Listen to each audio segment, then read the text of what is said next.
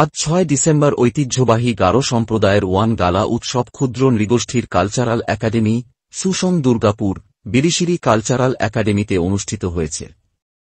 এতে সভাপতিত্ব করেন বনানী বিশ্বাস, জেলা প্রশাসক নেত্রকোনা।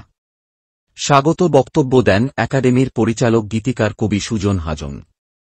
প্রধান অতিথি হিসেবে উপস্থিত ছিলেন সংস্কৃতি বিষয়ক উপদেষ্টা ড সৈয়দ জামিল আহমেদ, মির্জা সায়েম মাহমুদ পুলিশ সুপার, দুর্গাপুর উপজেলার নির্বাহী অফিসার নাবিদ রেজওয়ানুল কবির, দুর্গাপুর থানার ভারপ্রাপ্ত কর্মকর্তা, শিল্পকলা একাডেমি সহ দুর্গাপুর উপজেলার জাতীয়তাবাদী দল বিএনপির নেতৃবৃন্দ।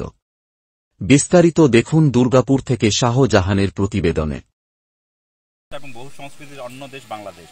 বাংলাদেশের সকলেই মিলে আমরা এই বাংলাদেশকে গড়ব। নতুন বাংলাদেশের স্বপ্ন বিনির্মাণের জন্য কাজ চলছে, সংস্কার চলছে।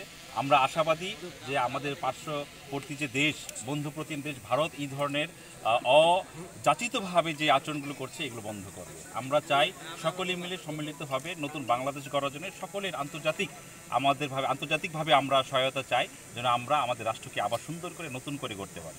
এটি আমাদের প্রত্যাশা।